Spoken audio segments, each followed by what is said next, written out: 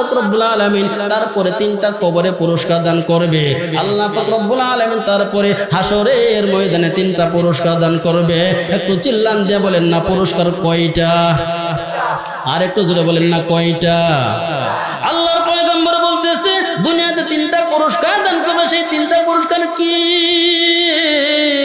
আল্লাহর পয়গম্বর সাহাবীদেরকে বলতেছে, ও আমার সাহাবীরা রে, আল্লাহ পাক রব্বুল আলামিন নামাজি ব্যক্তির চেহারায় নূর চমকায় দিবেন। আল্লাহু আকবার। এখন বলেন, যেই ব্যক্তি 5 ওয়াক্ত নামাজ পড়ে ওই ব্যক্তির চেহারায় নূর চমকায় কিনা? বলেন একটু জোরে বলেন, চমকায় কিনা? আর যেই ব্যক্তি নামাজ পড়ে না ওই 2 ব্যক্তির চেহারা একসাথে দাঁড় করায় দেখবেন মিলে কিনা? আওয়াজ দিয়ে বলেন মিলবনি? জোরে বলেন মিলবনি? তাহলে ওই ব্যক্তির চেহারা নূর চমকায় দিবেন যিনি, তিনি কে? আর একটু জোরে বলেন না কে? আল্লাহ পাক রব্বুল আলামিন নামাজি ব্যক্তির 1 নম্বর পুরস্কার হলো আল্লাহ তাআলা ওই ব্যক্তির চেহারা সুন্দর করে দিবেন। সুবহানাল্লাহ। 2 নম্বর পুরস্কার হলো আল্লাহ পাক রব্বুল আলামিন ওই ব্যক্তিকে সমস্ত রিজিকের ব্যবস্থা করে দিবেন। আল্লাহু আকবার। আরো জোরে বলেন আল্লাহু আকবার। আল্লাহ পাক রব্বুল আলামিন দ্বিতীয় পুরস্কার দিবে, ওই ব্যক্তির রিজিকের মধ্যে বরকত দান করবেন যিনি, তিনি কে? এখন রিজিক বলতে আমরা কি বুঝি? ইন্নাল্লাহা ইয়ারযুকু মান ইয়াশাউ বিগাইরি হিসাব। আল্লাহু আকবার। আরেকটু জোরে বলেন আল্লাহু আকবার। আল্লাহ পাক রব্বুল আলামিন রিজিকের মধ্যে বরকত দান করবে। এখন রিজিক বলতে আমরা খাওয়ার টাকা পয়সা বুঝি। কি বলে? রিজিক বলতে তাফসীরে কিতাবের মধ্যে এসেছে আল্লাহ পাক রব্বুল আলামিন রিজিক বলতে শুধু খাওয়ার টাকা পয়সা নাই, সুস্থতাও তোমার নিয়ামত। সুস্থতাও তোমার নিয়ামত, এটাও একটা রিজিক। এটাও কি একটা রিজিক। সংক্ষিপ্ত একটা এক্সাম্পল উদাহরণ দেই। পয়গম্বর মুসা আলাইহিস সালাতু সালামের নাম আমরা শুনছি কিনা? শুনছি নি? পয়গম্বর মুসা নরম ছিলেন না গরম ছিলেন? আওয়াজ দিয়ে বলে। তিনি আল্লাহর সাথে বেশি কথা বলেছেন, ঠিক কিনা? আল্লাহ তাআলার সাথে বেশি কথা বলেছেন। একদিন হঠাৎ করে কথায় কথায় আল্লাহকে বলতেছে, আল্লাহ আমি যদি আল্লাহ হইতাম, তুমি যদি মুসা হইতা, আমার কাছে কি চাইতা? কথাটা কিরকম মনে করেন? আলাপে আলাপে কথায় কথায় বন্ধুর সাথে বন্ধুর কথোপকথন, কথা হওয়ার পিছনে একটা কথা চলে আসছে, আল্লাহ আমি যদি আল্লাহ হইতাম, তুমি যদি মুসা হইতা, আমার কাছে কি চাইতা?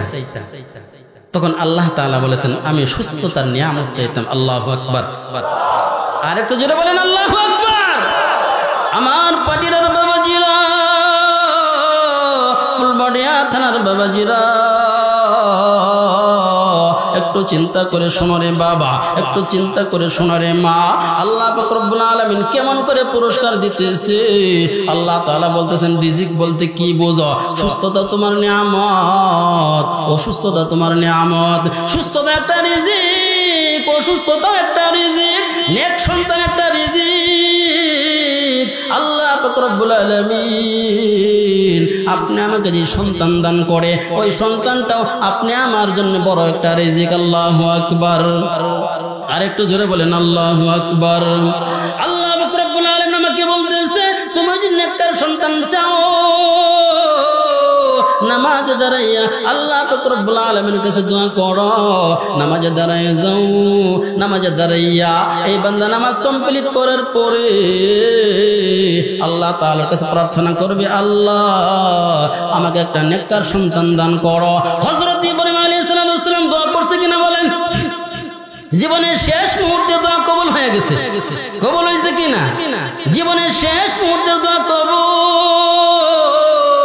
আল্লাহ পাক রব্বুল আলামিনের কাছে ইব্রাহিম পয়গম্বর দোয়া করেছে, তিনার দোয়া কবুল শেষ মুহূর্তে কবুল হয়ে গেছে।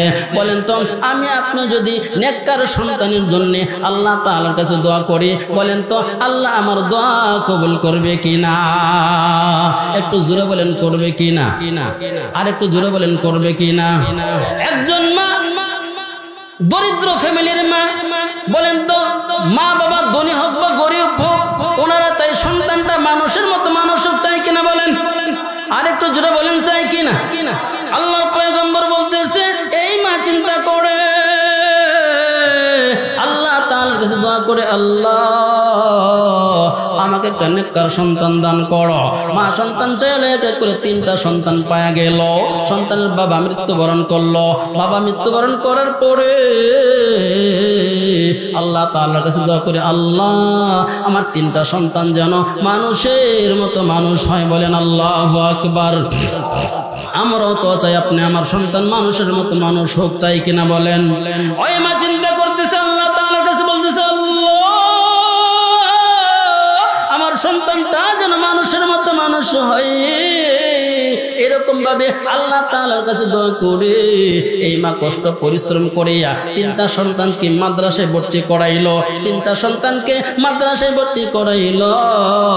আল্লাহ তাআলার কাছে দোয়া করে, আল্লাহ আমার যতই কষ্ট হোক আমার সন্তানটার যেন কষ্ট না হয়।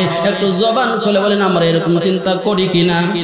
3টা সন্তানকে এই মাদ্রাসায় ভর্তি করাইলে রে বাজার, ও বাজার হাঁটি হাঁটি পা পা করে সময় আস্তে আস্তে গনিয়ে আসতেছে। মার মৃত্যুর সময় হয়ে গেছে। বড় ছেলেকে বলতেছে, বাবা রে